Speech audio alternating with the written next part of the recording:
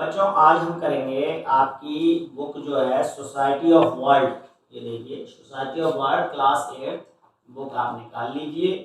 ठीक है, मैं आशा करता हूँ कि आप सबके पास बुक होगी। बुक का इंतजाम आपने कर लिया होगा। ठीक है, और इसमें हमारा फर्स्ट लेसन है where when and how.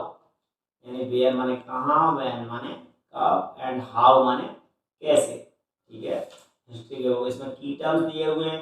Renaissance means new awakening, a movement in the 15th century in Europe that led to renewed activity in various fields of national life. Reformation, a movement in Europe to reform religion, Christianity. ठीक है, ये दोनों की terms आप अपने अपने कॉपियों में लिख लेंगे, कर लेंगे। कॉपी सेपरेट बना लीजिए हिस्ट्री के लिए। ठीक है, और उसमें ये काम कर लेंगे चैप्टर का नाम डाल के और लेसन 1 डाल के। और इस चैप्टर को हम 2 पार्ट में पढ़ाएंगे। फर्स्ट पार्ट में फर्स्ट पेज, आपका फर्स्ट पेज है 5वां, पेज नंबर 5। नेक्स्ट वीडियो में हम भेजेंगे पेज नंबर 6। ठीक है, तो सबसे पहले आप हमारा बुक खोल लीजिए पेज नंबर 5 और अपनी अपनी बुक में देखते जाइए। मैं जहाँ पढ़ा रहा हूँ उसे समझते जाइए। Change is the eternal law of nature. There is always a continuous change in nature, as well as human life throughout the world. Particularly during the last 300 years, there have been revolutionary changes in human life. These changes are reflected in our everyday life, including food, clothing, housing, and transport. Change यानी परिवर्तन जो है वो एक संसार का नियम है, प्रकृति का नियम है और हमेशा चलता रहता है। इसको कोई रोक नहीं सकता। ये दुनिया में बहुत सारे परिवर्तन इंसान की सभ्यताओं के साथ चलते रहे हैं और पिछले 300 साल में हमारे बहुत सारे क्रांतिकारी परिवर्तन हुए हैं हमारी सोसाइटी में। जैसे खाना, कपड़े पहनना, घर और आने जाने का साधन। जैसे अगर 300 साल आप पीछे जाएं तो देखेंगे कि कुछ समय पहले ही बैलगाड़ियों का जमाना था। ठीक है, बैलगाड़ियाँ, साइकिल। आज आदमी कारों में घूम रहा है, वो भी फास्टेस्ट कार, बहुत ही फास्ट चलने वाली। ट्रांसपोर्ट में आपकी बुलेट ट्रेन की बात चल रही है। ठीक है, हाउसिंग, पहले आदमी के फूस के झोपड़े हुआ करते थे, उसके बाद मिट्टी के घर आए, फिर खपड़ैल आए, फिर आज पक्के मकान आए। पक्के मकान में भी आज पत्थर वगैरह इतनी सारी मतलब डेकोरेशंस आने लगी हैं। कितना चेंजेस आ रहा है। कपड़ों में पहले कहाँ धोती कुर्ता पहना करता था आदमी, अब हर आदमी सूटेड बूटेड चल रहा है। इसी तरीके से भोजन में पहले बिल्कुल सादा भोजन किया करता था, आजकल डोसा, पिज़्ज़ा, बर्गर, हर बच्चा भाई साहब पिज़्ज़ा चाउमीन खाने के लिए लालायत रहता है। पहले बच्चों को वो रेवड़ी दिया जाती थी, मतलब चुप कराने के लिए बच्चा रोता था। तो आजकल बच्चे कुरकुरे खाते हैं, चिप्स खाते हैं, पैकेट्स में आने लगी हैं चीज़ें। पहले बच्चे दुकानों में नहीं आया करते थे और 300 साल पीछे चले जाओ तो दुकान जानते ही नहीं थे। बच्चे भी दुकान पे जाते हैं, ऐसा कोई नामो निशान ही नहीं हुआ करता था। बाई चांस कभी चले गए तो चले गए। नेक्स्ट आता है time frame. History is a continuous flows of events, yet historians have divided it into ancient, medieval and modern periods. अब हिस्ट्री को इसी तरीके से कंटिन्यूस चेंज आते रहेगा तो इतिहासकारों ने इसे 3 हिस्सों में बांटा, एंशिएंट, मेडिवल और मॉडर्न पीरियड। आपने पिछली क्लास में भी पढ़ा होगा ये चीज। The duration of these periods is however not the same in different parts of the world. The modern period began in the Europe in the 16th century as an outcome in the Renaissance and Reformation movement in the 15th century. अब ये जो 3 हिस्सों में बांटा, ये जो time period है ये अलग अलग जगह पे अलग अलग हो सकता है। जैसे कि आपका मॉडर्न पीरियड जो है वो यूरोप में 16th सेंचुरी में शुरू होता है और एज एन आउटकम होता है रेनासेंस एंड रिफॉर्मेशन मूवमेंट, क्योंकि वहाँ पे यूरोप में रेनासेंस और रिफॉर्मेशन मूवमेंट हुआ था 15वीं शताब्दी में। तो वहीं उसके बाद से मॉडर्न पीरियड शुरू हो गया, जबकि हमारे यहाँ 19वीं शताब्दी में शुरू होता है। ठीक है, 19th सेंचुरी में, 18th सेंचुरी के बाद। An overview of the period. After the death of Aurangzeb, the Mughal Empire disintegrated into a number of autonomous states while the British were rising to power. In between, the Marathas were trying to emerge as the political substitutes of the Mughals, but they were also subdued by the British. In fact, the 18th century was a period of political turmoil and economic stagnation in the country. The English and the French were arch rivals in trade as well as in politics.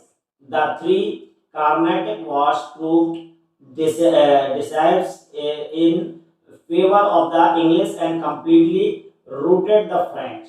Between 1757 and 1857, the English established their authority over Bengal and Awadh, subjugated the Marathas and the Sikhs, and held Burma and Sindh.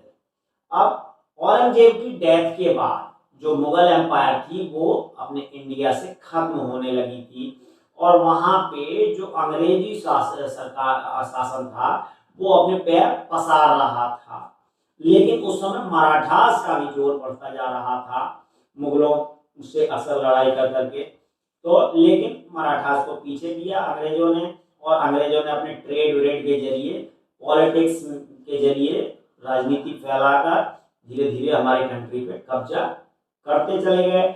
Economic stagnation in the country, और वहां से आर्थिक जो चीज थी उसको ये लोग कमजोर करने लगे। उस समय फ्रेंच ने भी कुछ कोशिश की थी यहाँ कब्जा करने की, लेकिन फ्रेंच सफल नहीं हो सका और इंग्लिश ने 1757 तक अपने पूरे पैर अपने इंडिया में पसार लिए और 1857 तक इतना भयंकर कब्जा कर लिया था कि हिंदुस्तानी अपने आप को आज़ाद कराने के लिए प्रयास करने लगे, जबकि फ्रेंच नहीं फैल पाया। ठीक है, और उस समय तक अंग्रेजों ने 1857 तक बंगाल और अवध पे भी कब्जा कर लिया। इसके अलावा मराठा और सिखों को बर्मा और सिंध से खदेड़ना शुरू कर दिया, हटाना शुरू कर दिया। The British rule in India had great social, economic and cultural impact, और ब्रिटिशर्स की वजह से अपने इंडिया में बहुत सारे अंतर आए, चेंजेस आए, चाहे वो सोशल हो, चाहे इकोनॉमिकल हो, चाहे कल्चरल हो। It led to various socio-religious reforms and cultural regeneration. The spread of English education introduced the Indians to western side, और अंग्रेजों ने हमारे इंडियंस को वेस्टर्न साइंस की तरफ धकेला। इनका पहनावा, बोलचाल, पढ़ाई लिखाई सारी चीज़ें अलग थी, और जब इनका शासन पूर्ण रूप से हो गया तो इन्होंने उसी दिशा में हम लोगों को मोड़ना प्रारंभ कर दिया, और आज भी ज़्यादा हम उसी दिशा में जा रहे हैं। Philosophy, literature and thoughts and aroused in them the high ideals of liberty. इसके अलावा इनकी फिलोसफी, लिटरेचर और थॉट्स भी हमने अडॉप्ट की। इसके अलावा इनका जो रहन सहन का जो क्या कहते हैं, मतलब अय्यासियों का तरीका था, वो भी हमने अडॉप्ट करना शुरू किया। देखा है ये अय्यासी में बहुत आगे थे। इक्वलिटी यानी समानता को मानते थे ये लोग, जातिगत भेदभाव नहीं था इन लोग। The spirit of nationalism pervading the entire world aroused the Indians also. At the same time, exploitation and discrimination created utmost dissatisfaction among all the sections of society. उसी समय जो एक्सप्लॉयटेशन था अलग अलग तरीके का, वो चारों तरफ फैला हुआ था हर सोसाइटी में। The revolt of 1857 almost shook the foundation of the British Empire in India. और 1857 में जो आंदोलन हुआ उसने अंग्रेजों की नींव को फिर से हिला दिया, जो वो पूरी तरीके से जमा चुके थे। The company's rule came to an end and the political power was transferred to the crown in 1858, और वहाँ कंपनी रूल खत्म हुआ और पॉलिटिकल पावर ट्रांसफर हुई क्राउन की तरफ 1858 में। ठीक है, फिर विक्टोरिया के पास वो सारी पावर चली गई, इंग्लैंड की रानी Victoria. The struggle for national independence started in 1905, और यहाँ से लगभग अपना स्वतंत्रता संग्राम भी जोर पकड़ने लगा, और 1905 में पूर्ण रूप से जोर पकड़ के शुरुआत हो गई। अब हमारे देश को आज़ाद होना ही है। The period between 1919 to 34 is known as the Gandhian era of mass movement, और 1919 से 34 तक का जो समय है वो गांधीयन इरा के नाम से जाना जाता है। उस समय गांधी जी ने बहुत सारे मूवमेंट चलाए। Gandhi ji led the non violent national movement, असहयोग आंदोलन चलाया उन्होंने अंग्रेजों के खिलाफ। Some revolutionaries also made significant contribution to the freedom struggle, कुछ क्रांतिकारियों ने भी बहुत सारे आंदोलन चलाए आज़ादी के लिए। After independence in 1947, there began the task of national reconstruction and rebuilding of the national economy. और 1947 में देश के आजाद होने के बाद फिर आया कि देश को फिर से कैसे खड़ा किया जाए, कैसे सारी चीजों को सहेजा जाए, कैसे इकोनॉमी को बनाया जाए, अपने राष्ट्रीय इकोनॉमी को। India became a sovereign democratic Republic on 26 जनवरी 1950 और 26 जनवरी 1950 को हमारे देश में गणतंत्र का लागू कर दी गई, डेमोक्रेसी लागू कर दी गई। अब उसके बाद मेन था कि पूरे इंडिया को एक सूत्र में बांधना। Integration of states into the Indian union was done by Sardar Patel, क्योंकि देश आजाद होने के बाद भी देश कई टुकड़ों में बटा हुआ था और सरदार पटेल ने इसका जिम्मा संभाला और उन्होंने पूरे देश को एक सूत्र में बांधा। उन्होंने 600 रियासतों को भारत में जोड़ा, मिलाया। In order to fulfill the regional aspirations, reorganization of states was done in the various phases. The changing nomenclature of the subcontinent and its regions. The Indian subcontinent, consisting of the modern countries of India, Pakistan, and Bangladesh, formed part of the British and Indian Empire until partition 1947. और सब continent modern countries में India, Pakistan और बांग्लादेश, ये जब तक अंग्रेजों का शासन था तब तक ये भारत के ही हिस्से थे 1947 तक।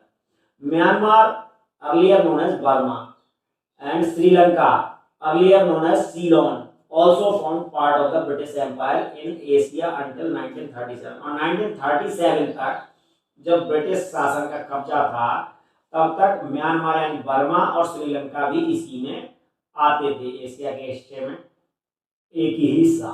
ठीक है, 37 में बर्मा और श्रीलंका इससे अलग हुए। The India independence act 1947 divided India into two parts. 1947 में जब देश आजाद हुआ तो वहां पे देश दो टुकड़ों में बट भी गया। The province of Baluchistan, Sindh and under frontier provinces went to Pakistan. Baluchistan, Sindh और नॉर्थ वेस्ट फ्रंटियर प्रोविंस जो थी वो पाकिस्तान के हिस्से में चली गई और Punjab and Bengal were divided और पंजाब एंड बंगाल डिवाइड हो गई। आगे का हिस्सा हम नेक्स्ट वीडियो में पढ़ाएंगे आपको, तब तक आप इसको पढ़िए और रिवीजन करिए। Thank you.